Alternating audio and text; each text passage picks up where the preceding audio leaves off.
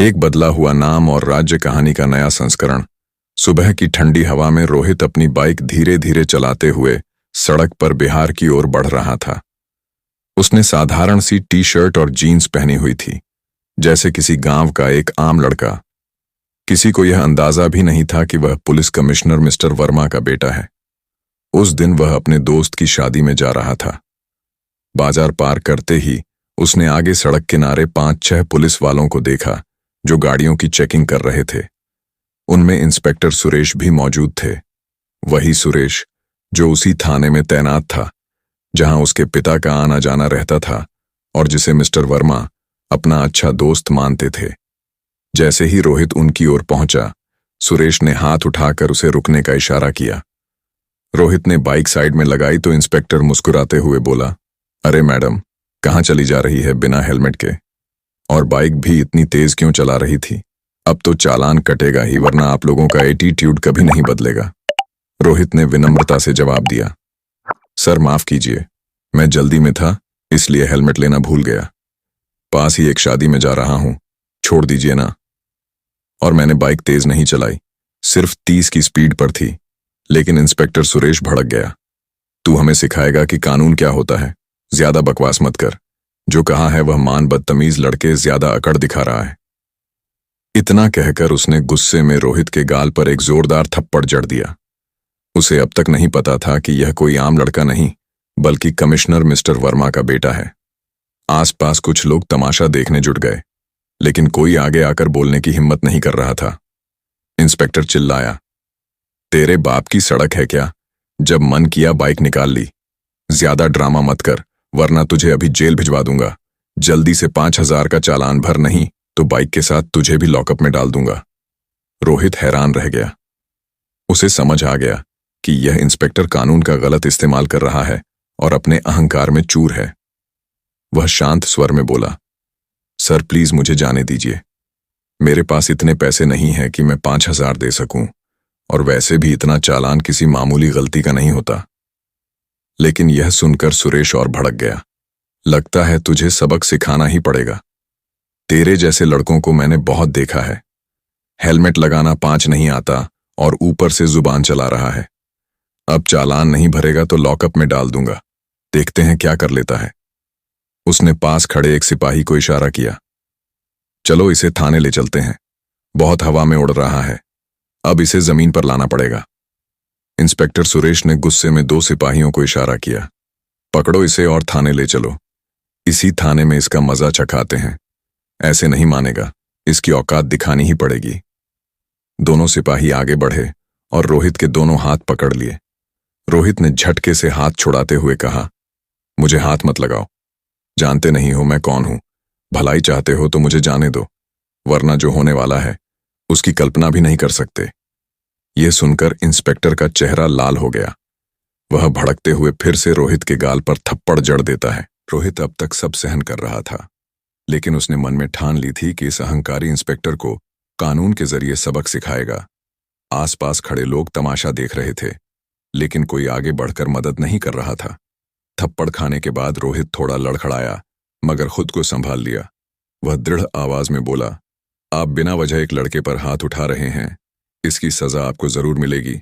बाद में बहुत पछताओगे। अभी भी वक्त है, सुधर जाओ। लेकिन सुरेश और भड़क गया, बहुत जुबान चल रही है, ले चलो इसे। सिपाहियों ने रोहित को कसकर पकड़ लिया और थाने की ओर ले गए। थाने पहुंचते ही सुरेश ऊंची आवाज में बोला, कहाँ मर गए सब लोग? जल्दी चाय लाओ, एक खास मेहमान लाए हैं, इनकी खातिरदारी अच्छे से करनी होगी। एक सिपाही भागकर चाय लाया और सुरेश आराम से डेस्क पर बैठ गया। अब तुझे दिखाते हैं हमारी ताकत।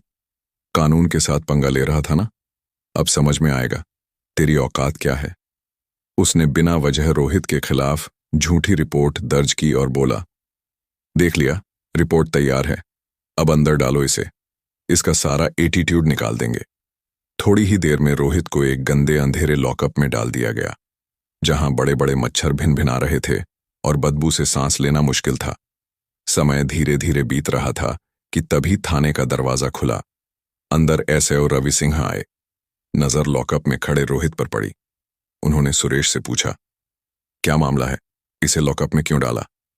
सुरेश ने बेझिझक कहा। सर, यह लड़का बिना हेलमेट बाइक चला रहा था और तेज भी चला रहा था। रोकने पर बदतमीजी करने लगा, इसलिए मजा छकाने लाए हैं। रवि सिंह हंसते हुए बोले, अच्छा किया। इन लोगों का एटीट्यूड बहुत होता है, कानून के आगे खुद को बहुत बड़ा समझते हैं। उन्होंने असल वजह जानने की कोशिश भी नहीं की और रोहित को तिरस्कार भरी नजरों से देखा। रोहित समझ गया कि यहाँ के दोनों अधिकारी कानून के रक्षक नहीं बल्कि भक्षक हैं। उसके पास ना मोबाइल था ना किसी से मदद मांगने का तरीका, लेकिन किस्मत ने उसका साथ दिया। उसी दिन शाम करीब 4 बजे उसके पिता पुलिस कमिश्नर मिस्टर वर्मा किसी काम से थाने पहुंचे। थाने में प्रवेश करते ही उनकी नजर लॉकअप में खड़े एक टी-शर्ट और जीन्स पहने लड़के पर पड़ी। वह तुरंत पहचान गए, वह उनका बेटा रोहित था। मिस्टर वर्मा तुरंत लॉकअप की ओर बढ़े और हैरान होकर बोले, रोहित, तू यहां क्या कर रहा है? किसने तुझे लॉकअप में डाला? क्या हुआ है? पास खड़ा एक सिपाही यह सब सुन रहा था।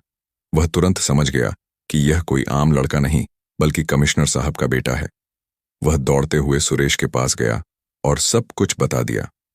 सुरेश का चेहरा सफेद पड़ गया। वह घबराहट में भागते हुए लॉकअप के पास आया और बोला, कमिश्नर सर, यह लड़का सड़क पर बदतमीजी कर रहा था, कानून तोड़कर बाइक चला रहा था।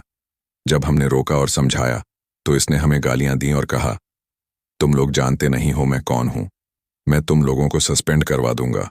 बहुत एटीट्यूड दिखा रहा था, इसलिए हमने इसे लॉकअप में डाल दिया। मिस्टर वर्मा का चेहरा गुस्से से लाल हो गया। ये मेरा बेटा है और आपने जो किया है वह बिल्कुल गलत है। यह सुनते ही सुरेश के हाथ पांव कांपने लगे। वह तुरंत हाथ जोड़कर बोला, सर, यह आपका बेटा है, मुझे नहीं पता था, माफ कर दीजिए, आगे से ऐसा नहीं होगा। मैंने सोचा ये कोई गांव का आम लड़का है इसलिए गिरफ्तार कर लिया। चलिए, मैं अभी लॉकअप खोल देता हूं और इसे छोड़ देता हूं। लेकिन मिस्टर वर्मा ने सख्त आवाज में कहा, लॉकअप खोलने की जरूरत नहीं है, अब जो करना है मैं करूंगा। आपने जो किया है वह कानून और इंसानियत दोनों के खिलाफ है। उन्होंने तेज स्वर में पूछा, ऐसे और रवि सिंह कहाँ है? तभी रवि सिंह पास आकर खड़े हो गए। जी बोलिए सर। मिस्टर वर्मा ने उनकी आंखों में देखते हुए कहा, आप लोगों ने मेरे बेटे को लॉकअप में क्यों डाला? पास खड़े एक सिपाही ने जल्दी से ताला खोला और रोहित को बाहर निकाला। रोहित बाहर आते ही अपने पिता के पास गया और पूरे घटनाक्रम की कहानी सुना दी। सड़क पर रोकना, बिना वजह चालान की धमकी देना, थप्पड़ मारना और बदतमीजी करना। मिस्टर वर्मा सब सुनकर समझ गए कि सुरेश और रवि सिंह दोनों ने अपनी वर्दी और पद का गलत इस्तेमाल किया है। उनके भीतर का अधिकारी और पिता दोनों गुस्से से भर उठे। उन्होंने मन ही मन ठान लिया, इन दोनों को उनकी असली जगह दिखानी पड़ेगी। बिना वजह मेरे बेटे पर हाथ उठाया, वह भी 2-2 बार, और कानून की धज्जियां उड़ाई। अब इन्हें सजा दिलाना ही पड़ेगा। गंभीर आवाज में उन्होंने कहा, अब आप लोग बच नहीं सकते। आपने कानून का गलत इस्तेमाल किया है और एक लड़के पर हाथ उठाया है। मैं आपको सस्पेंड करवा कर रहूंगा। इसके बाद उन्होंने तुरंत अपने मोबाइल से डीएम साहब को कॉल किया और पूरी घटना की जानकारी दी। थाने का माहौल अचानक सन्नाटे में बदल गया। हर पुलिस वाले को महसूस हो रहा था कि अब इस मामले में कोई भी बच नहीं पाएगा। थाने में एक भारी सा सन्नाटा फैल गया था। कमिश्नर मिस्टर वर्मा की आवाज ठंडी थी, लेकिन उसमें ऐसा वजन था कि कोई भी सामने खड़ा कांपने लगे। डीएम साहब, मुझे आपसे तुरंत मुलाकात करनी है। मामला गंभीर है, मैं आपके दफ्तर नहीं आ सकता, आपको यहीं थाने आना होगा। फोन रखते ही थाने में हलचल मच गई। रवि सिंह और सुरेश एक दूसरे को घूरने लगे, मानो दोनों एक दूसरे को दोष दे रहे हों। बाकी सिपाही चुपचाप अपने अपने कोनों में खड़े हो गए। करीब 45 मिनट बाद थाने के बाहर सरकारी गाड़ियों का काफिला रुका। गाड़ियों से डीएम साहब, उनके साथ एसीएम और 2 अन्य अधिकारी उतरे। उनके आते ही माहौल में एक और खामोशी छा गई। अब किसी के चेहरे पर हंसी तो दूर, आंख मिलाने की भी हिम्मत नहीं थी। डीएम साहब सीधे कमिश्नर मिस्टर वर्मा के पास आए। सर, आपने जो फोन पर बताया था, मैं पूरी बात सुनना चाहूंगा। मिस्टर वर्मा ने अपने बेटे की ओर इशारा किया।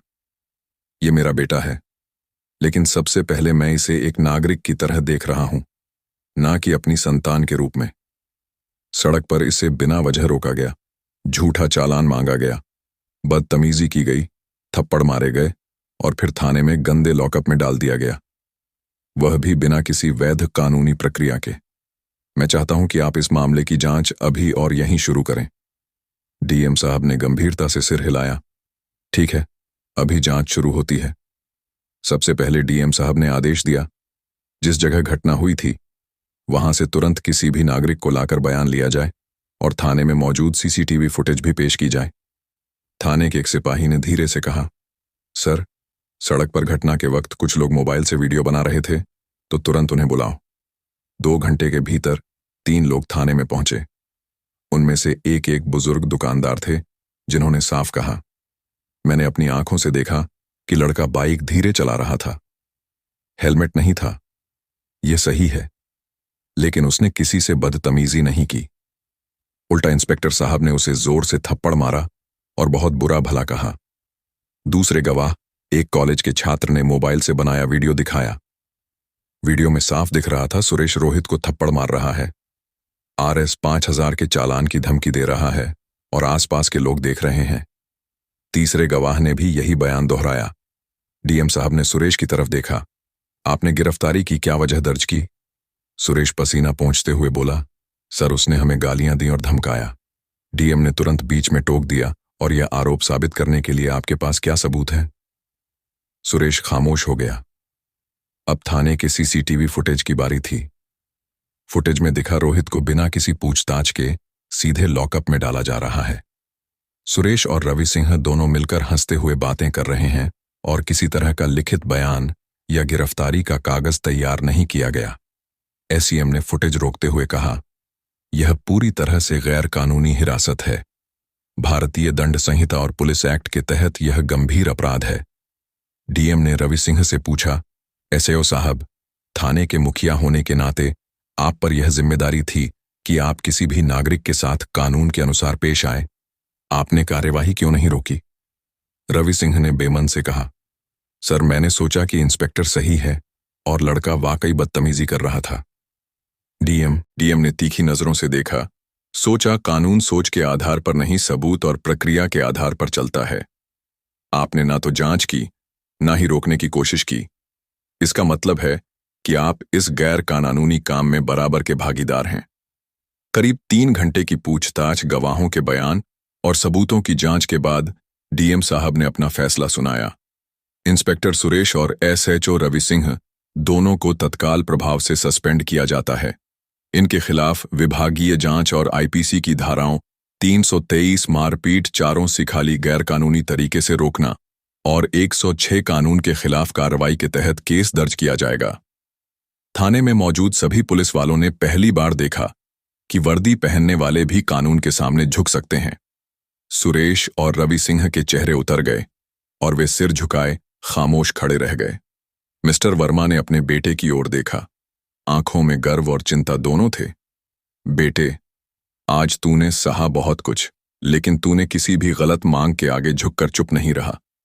यही हिम्मत एक आम नागरिक को रखनी चाहिए। रोहित ने हल्की सी मुस्कान दी। पापा, आज समझ आया कि कानून का सही इस्तेमाल कितना जरूरी है और गलत हाथों में कितना खतरनाक। डीएम साहब ने जाते जाते कहा, यह मामला पूरे बिहार जिले के लिए एक मिसाल बनेगा कि कानून सबके लिए बराबर है, चाहे वह पुलिस वाला हो या आम नागरिक। उस दिन के बाद उस थाने में हर पुलिस वाले के व्यवहार में बदलाव देखा गया। कोई भी बिना वजह चालान काटने या धमकी देने की हिम्मत नहीं करता था, क्योंकि सबने देख लिया था कि कानून का आईना सबको एक जैसा दिखाता है। तो दोस्तों, आपको यह कहानी कैसी लगी?